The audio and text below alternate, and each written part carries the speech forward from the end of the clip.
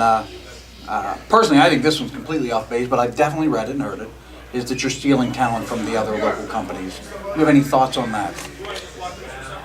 I'm just trying to put together the best show I can. I got, when I took over, I reached out, of course, Chuck, I got a lot of advice from Chuck, and I reached out to Norm to say, like, what have I gotten myself into? And one of the things he said is, don't get caught up in all of the whatever drama there may be. And at the time, I didn't know what he was talking about, you know. But he said, just put on your blinders, look forward, and put together the best product you can put together, and everything will fall into place. And so that's all I do. I put a priority on the guys that we train at our school, but I understand the importance of having local guys and out-of-town talent. Now, if there's local guys that weren't necessarily from our school, but people, I got, you know, guys that I trust telling me, hey, you got to look at these guys, they're doing really well. And I just offer, hey, you want to come over here and do this? I pitch an idea. If they like it, they come. If they don't like it, they tell me, no, they're happy where they're at. So it's not a, I wouldn't ever bring somebody in to hurt somebody else. It's only, I want to put out what's best there, which I think everybody does or should do, is just focus and just put on the best show you can with the best talent that you can. Your home base is in Elizabeth. Mm-hmm. I know you run a yearly show in Meadville. Yeah. And then you have the occasional show here in Clearfield. Yeah, twice a year I come up here. Is there any other areas you're considering running? Well, we're going back to White Oak. We're going to start that back up this year. So last year I had this great idea that I was just going to expand and like really take over, and it just became too much. And then we had this, Why? In what way did it become time consuming? And I didn't feel like I could give 100% to the events because I was spread so thin. This obviously isn't my full-time job. I'd love it to be. Sure. But it was spread too thin. And so we started adding towns like Beaver Falls was one, which we did surprisingly. The building we ran was way too big. But we did financially really well there. And I'm like, we should really keep doing this. But it's just, I wasn't able to I just didn't feel good, like going there. And so that's kind of on hold now. I'm still talking to the people there. We may do something again next year, but I'm trying to keep it to like once a month with maybe 2 times a month going forward. So I don't, besides White Oak, Elizabeth, and then these towns, unless something really good would pop up, I've been turning down everything else. Okay, so let's play a little bit of word association. You can use one word as a response, or 100 words, whatever you feel comfortable with here. Okay. We're gonna go through. I haven't talked too much already. You really want to offer me 100 words? If we need to, we'll make this a 50-part segment. I will babble for hours, and we'll miss bell time by the time. It's all right.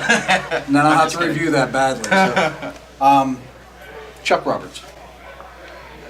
Hard worker, great guy. Norm Connors. I think he was another hard worker, another great guy. Has great passion for wrestling. Jim Miller.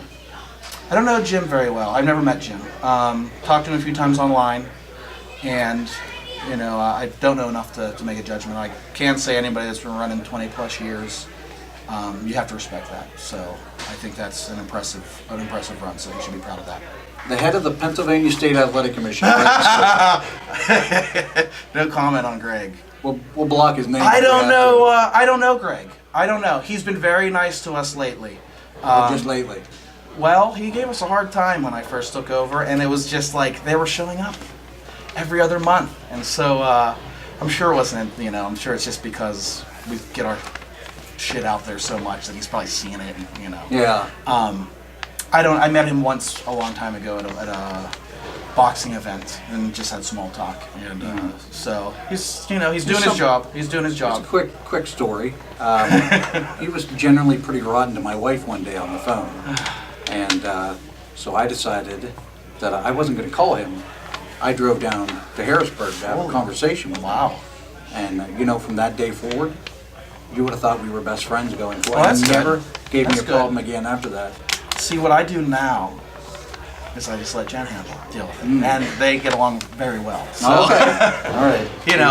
but it's tough. I mean, it is. He's just trying to. He wants to make sure you're following. You're getting your paperwork in on time. You're getting everything done the right way. So it's hard to complain. He's just tough. It's just like having a tough boss at work. He's just tough. KSWA. I don't know. I don't know enough about those guys.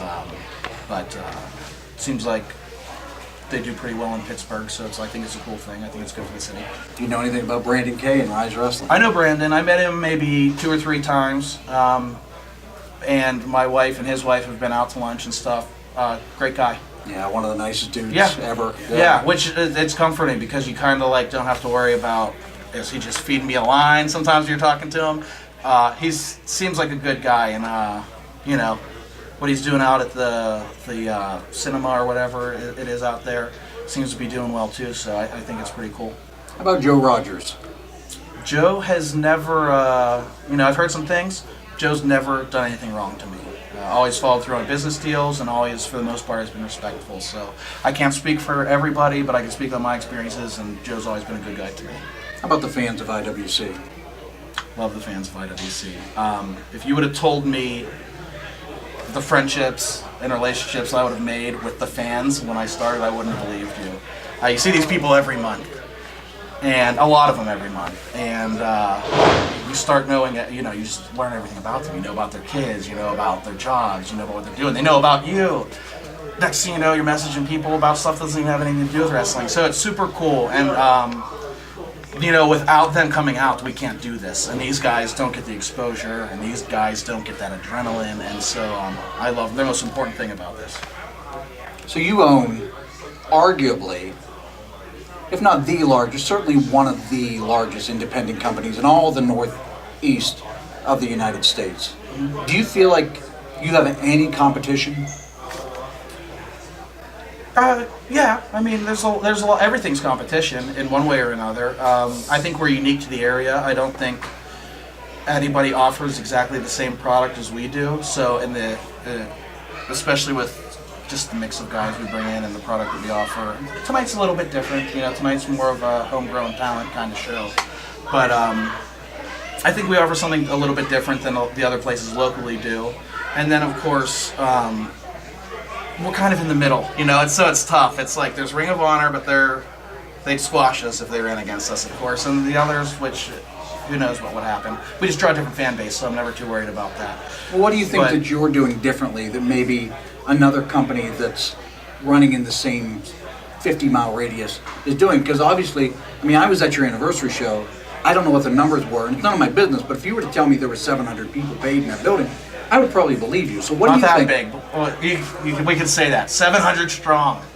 I'm not great with numbers, but it seemed like a very good-sized crowd. What are you doing differently that's working? I don't know. Well, part of it is, like I said, I try to just keep my finger on the pulse and know who's the biggest independent guys out there right now that have the most buzz. Especially around Super Indie time, I want to bring in the biggest. I don't care. I throw out the business side of things, and I just go, who do we get in here that's going to create the most buzz? And so I think that we probably bring in more national talent than most other places, international talent than most other places. Other than that, I don't know. I mean, I joke all the time. I don't know what we're doing right, but we've been so lucky this past 2 years. Last year was insane. I mean, I was almost wanted to be done. I told my wife, I was like, we can't do this again, because we were just on fire every month. It's bigger and bigger and bigger, and I don't know. You know, I don't know what we're doing. I guess I tried to just keep an open book and feel my way through based on what I'm hearing and the fans' reaction and stuff. But I don't know specifically what.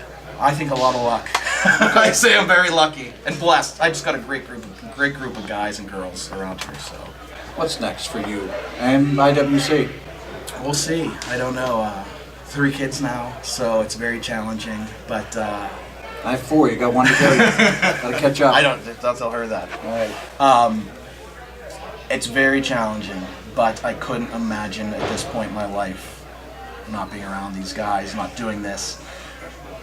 Tonight's a great example. You've worked these shows before, and you'll be here tonight. Oh man, and the kids and the community, and it's like, it makes it all worth it, even if it's just for 3 hours. It's like, this makes it worth it. I don't know. I feel like I sometimes I'm overwhelmed, and the 3 hours of sleep at night and not being, missing the kids, and I get home so late that the kids are in bed already, and I don't see them 2 or 3 days in a row, and it sucks.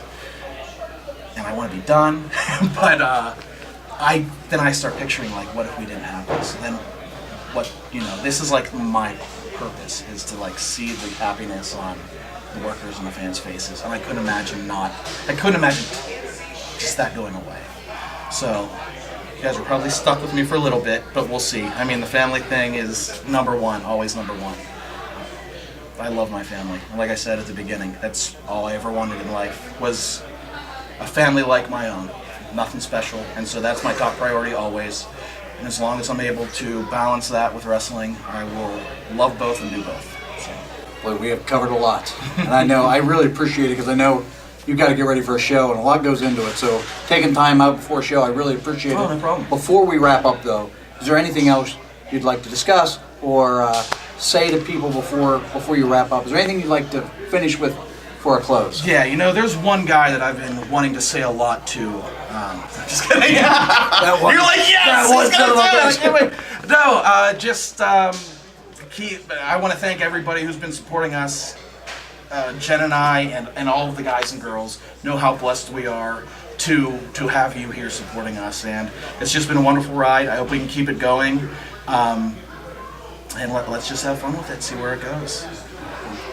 This has been great. This has been great for me. I know I've learned a lot. I hope you've learned a lot as well. We're going to wrap it up. Justin, I can't thank you enough. This has been really great for me.